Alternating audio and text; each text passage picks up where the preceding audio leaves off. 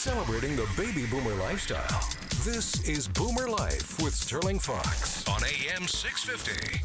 Welcome back to the show. It's always a pleasure to have Stephen Benolio with us. Stephen is with Canadian Estate Diamonds and Canadian Noble House Diamonds. He's the boss. And he's a gemologist. He's been in the business forever and a day. And he's a smart guy who cares deeply about his customers and seeing the right thing done by them. And you mentioned investment diamonds before we took the break, Stephen. And you mentioned an interesting thing because diamonds are a commodity like gold and silver and other precious metals and artwork. And you said collectors collectors, art collectors, for example, there are two types. There are the types that buy a painting because it's going to increase in value, and they don't really care much more about that other than the fact that someday it'll be worth more than I paid for it yesterday. The other type of collector buys the painting because, well, it's a gorgeous painting, and wouldn't that look good on that wall? And oh, by the way, it's likely to increase in value as we appreciate it and the days go by. Are diamond purchasers equally divisible into those two groups? Yes, I believe so, and perhaps not because you could take it like the reflection of art, but because larceny lives in the heart of man. And there are certain charlatans in the world that will try to promote a segment of the diamond market, for instance, a colored diamond. They try to find an advantage in a way that entices a consumer to buy something based only on its likelihood of increasing in value. Okay. And I would say, as I've said before, those people usually buy retail and end up selling wholesale. So the world, as I said, is running out of diamonds, but really it comes down to people should buy the diamond, as much of a diamond as they can afford, and they should buy it because it's beautiful and they're going to enjoy it as a part of their lifestyle. To buy a diamond and put it in the safe hoping that they're going to do well, most people will fall. They'll look back in 10 or 15 years and realize that the person they bought it from maybe sold them a colored diamond that was in a gray area of the colored diamond business. There are diamonds that are treated to be colored today. Oh, brother. And that's been the course of history over the last 30 years in North America. People who have invested in diamonds have often brought me these parcels 10 years later, and they might have been graded by a soft gem lab, if you will, that meaning that they were overestimated at the beginning to justify a high price, and they often can't get what they paid for them a long time ago. So, of course, they're disappointed. Now, you mentioned a few times in our conversation today, Stephen, about certificates. A diamond of value and significance always comes with some paperwork attached, a certificate rather. You've talked about the GIA certificate. That's the Gemological Institute of America, and there's one other type of certificate that you're rather That's high right. on. It's the American Gem Society, and both of these gem labs are the two biggest in the world. The important thing to note here is they are non-profit. That means that hopefully they're above colluding with industry. Certainly that's in their mandate. The GIA started the grading scale that is used throughout the world today, the color grade starting from D to the end of the alphabet, and the clarity grades from internally flawless down to eye visible. So anybody who's using those should, in fairness,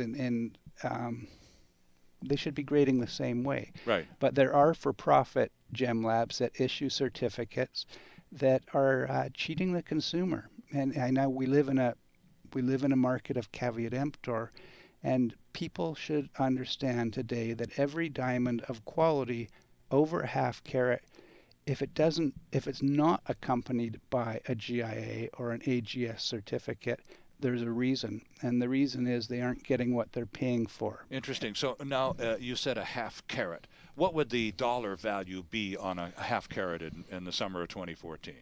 Well, let's pick a number of $2,000. Okay, I would so- say any diamond purchased for $2,000 or more, they should ask for a GIA or an AGS certificate. Okay, Just so if remember you're- the word American. Okay, so if you're in the business of purchasing a diamond for whatever reason, and it's going to be rather an expensive outlay of cash, then you want to see paperwork with the word American in it, the AGS or the GIA certificates accompanying that.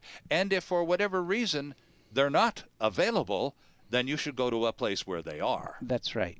And you should wonder why not. Right. Because if they're offering you another certificate, they're probably offering you a grade that's not correct.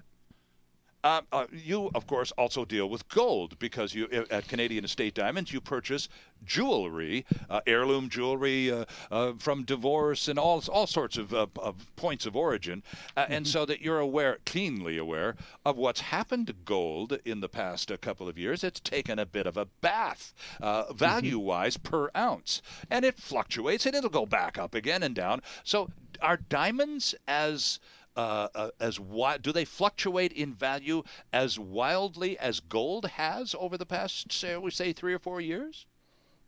In the last 3 or 4, the biggest and the best have increased dramatically. But over the course of 100 years, there was one time in the early 80s, around 1981, when diamonds went into a speculative mode, when a D flawless went to 3 times the value that it had been in just a few months. That caused a crash. There was no reason for it other than it was just being pushed by speculation. Today we're actually running into the first large shortages of diamonds, and that's for 2 reasons. The 15 biggest diamond mines of the world are in their twilight years. Okay. And China has now surpassed America as the biggest buyer of diamonds on Earth. Interesting. And in my experience, the Chinese are a very discerning consumer, and they love the big and the beautiful.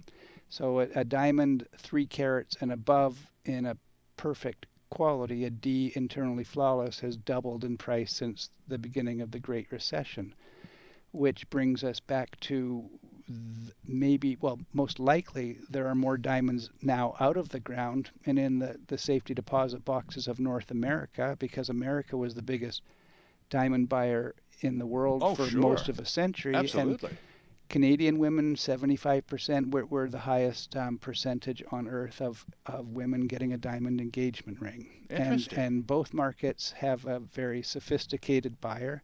So the future diamond mines, if you will be the safety deposit boxes of North America. I was just going to say this. And this is coming down fairly quickly. You said 2017 will likely be a noticeable shortage of 3+ carat diamonds the world over. So this is a good time to perhaps go have a second look at that safety deposit box. And, That's right. And maybe pull out a couple, maybe give Stephen a call and get a couple of appraisals going on. Because, again, if you've just had something sitting there for 5, 10 or more years, you may really have no clue what you've got anymore. That's right. And I always like it when they go first to get an independent appraisal, and hopefully they'll get an appraisal that reflects its sale value as opposed to its insurance value. Right. Because that way I feel more comfortable, they feel more comfortable, and I usually offer in the range of that sell price.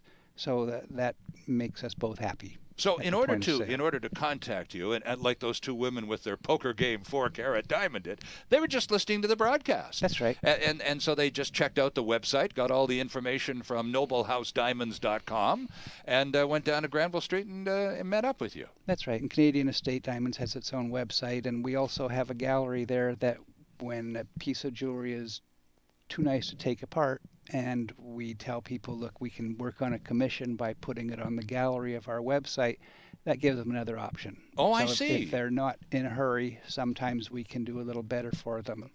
So the website is a great place to even have a look around at what the marketplace, what's available in the marketplace these days. Right.